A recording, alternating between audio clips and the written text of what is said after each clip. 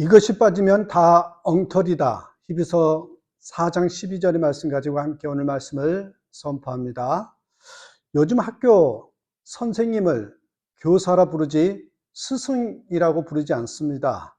왜일까요? 그 이유는 어느 책에서 보았습니다. 인간다운 인간을 만들기 위해서, 인격 변화를 위해서 가르치는 사람이 스승이요, 취업과 좋은 진로를 위해서 지식 습득을 가르치는 사람은 교사라고 했습니다. 요즘 선생님들의 비극적인 소식들이 조금은 이해가 되었습니다. 목사도 마찬가지입니다. 성도의 삶에 초점을 두고 변화와 성숙을 이끌어주는 목양이 되어야지 성경 지식만 가르치는 교사 같은 목사로만 머물러서는 안 된다는 것입니다. 교사 같은 목사가 되다 보니 목사의 영향력이 점점 줄어드는 이유가 바로 이런 것이 아닌가 싶습니다. 지금은 말씀 홍세 시대라고 합니다. 참 말씀이 많습니다. 인터넷을 통해서 언제든지 얼마든지 좋은 말씀을 들을 수 있습니다. 그런데 재미있는 현상은 말씀을 통해서 변화된 사람은 이전과 같지가 않다는 것입니다. 왜 이런 현상이 생길까요? 오늘 말씀을 통해서 그 원인을 찾아봅니다. 자, 히브리서 4장 12절 말씀 한번 보실까요? 히브리서 4장 12절에 하나님의 말씀은 살았고 운동력이 있어 좌우의 날선 어떤 것보다도 예리하며 혼과 영과 및 관절과 골수를 찔러 쪼개기까지 하며 또 마음의 생각과 뜻을 감찰하나니. 자, 이 성경 구절에서 가장 중요한 단어가 무엇이라고 생각하십니까? 정답은 운동력입니다. 운동력의 왼쪽에는 하나님의 말씀이 있고 오른쪽에는 혼과 영과 관절과 골수를 쪼개고 마음의 생각과 뜻을 감차, 이런 단어가 있습니다. 자, 운동력이 없기 때문에 말씀을 보아도 그 말씀에 생명이 없는 것입니다. 말씀이 혼과 영과 관절과 골수를 쪼개고 마음의 생각과 뜻을 감찰하는 생명을 가지려면 뭐가 있어야 된다? 운동력이 있어야 된다는 것입니다. 백날 말씀을 듣고 골백번 다짐을 해도 그것을 몸으로 움직여 행동하지 않으면 머릿속에 성경 지식으로만 남고 맙니다. 가슴으로 내려와 마음을 다스리지 못하기 때문입니다. 그러면 다 엉터리가 되고 마는 것입니다. 왜 엉터리라고 합니까? 목적에 부합하기 때문에 엉터리라고 하는 것입니다. 본문으로 들어가기 전에 글 하나 때문에 제 목회의 방향이 완전히 달라지고 또한 설교 패턴이 완전히 달라졌습니다. 그 글을 여러분에게 소개한 후에 본문으로 들어가겠습니다. 찰스 스펄전 목사님이 영국에서 목회하실 때입니다. 미국 목사님들이, 유명한 목사님들의 설교를 직접 들어보기 위해서 영국으로 방문을 하죠. 어느 주일 아침에 그들은 조셉 파커 목사님이 심하시는 교회를 방문했습니다. 약 2천여 명이 모인 가운데 과연 소문에 듣던 대로 파커 목사님의 설교는 감동적인 설교였습니다. 예배당을 떠나면서 미국 목사님들은 이구동성으로 이야, 조셉 파커 목사님은 정말 위대한 설교가야 하면서 칭찬을 했습니다. 그날 밤 그들은 찰스 스펄전 목사님이 목회하는 교회에 참석을 했습니다.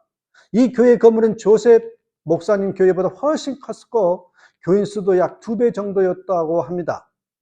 또한 소문에 듣던 대로 스펄전 목사님의 목소리와 운명술은 그들이 일찍 들었던 것 중에 단연 최고였습니다. 그런데 재미있는 현상이, 이 목사님의 설교를 듣고 난 후에 미국인 목사님들이 그 교회 건물이나 교인 숫자, 목사님의 목소리, 제스처, 운명술 같은 것은 다 잊어버렸습니다. 뿐만 아니라 스펄전 목사님을 파커 목사님과 비교하라는 생각조차도 다 잊게 되었습니다. 드디어 예배가 끝났을 때 그들이 이구동성으로 했던 딱 한마디 말, 이 말이었습니다. 예수님은 정말 위대한 구주이셔. 예수님은 정말 위대한 구주이셔. 이 글을 읽고요, 제가 오래전에 목회를 어떻게 해야 하는지를 정확히 깨달았습니다. 교인들이 예수님을 바라보게 하는 것입니다. 교인들의 마음에 예수님의 마음을 품도록 하는 것이 바로 목회다. 이게 신앙의 목표가 되어야 한다는 것을 절실히 깨닫게 되었습니다.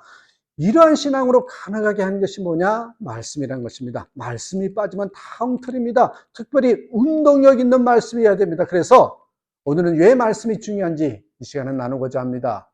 이 말씀은 혼란한 마음을 정리해 주기 때문에 중요합니다.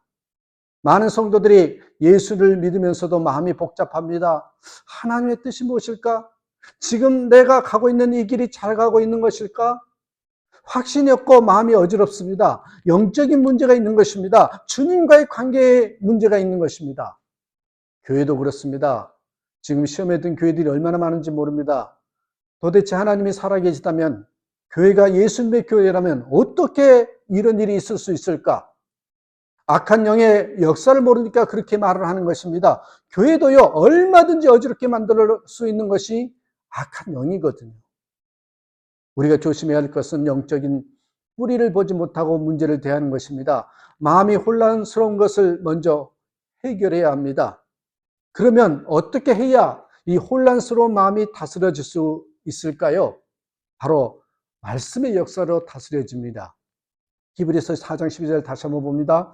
하나님의 말씀은 살아있고 운동력이 있어 좌우의 날선 어떤 것보다도 예리하여 혼과 영과 및 관절과 골수를 찔러 쪼개기까지 하며 또 마음의 생각과 뜻을 판단하나니. 여러분, 우리 마음에 수없는 생각이 들어옵니다. 우리 귀에 수없는 말이 들립니다. 주님이 주신 생각도 있지만 내 생각도 있고 마귀가 준 생각도 있습니다. 그러므로 아무 생각이나 받아들이면 큰일 나죠. 악한 영이 주는 생각을 내 생각으로 알면 심각한 문제가 됩니다. 마귀가 가룟 유다에게 예수를 팔 생각을 넣어준 것처럼 지금도 하나님의 자녀인 성도들에게는 마귀가 생각으로 교묘하게 그 마음을 사로잡아 그를 파멸시키려고 역사하고 있습니다. 그러나 어떤 것이 주님의 생각인지 마음이 혼란스럽다는 것입니다. 어떤 길이 주님이 원하는 길인지 모르겠다고 말합니다. 그런데 성경 말씀이 여러 생각으로 혼란한 마음을 정리해 준다는 것입니다.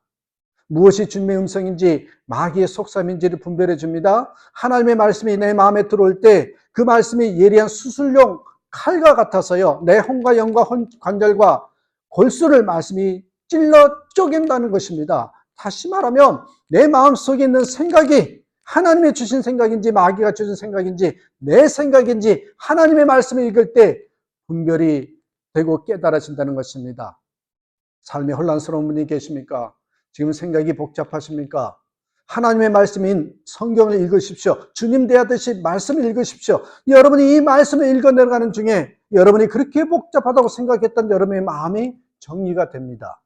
그런데 말씀은 적용해야만 능력이 된다는 것을 알아야 합니다. 여러분의 삶에 있어서 정말 중요한 것은 하나님의 말씀입니다.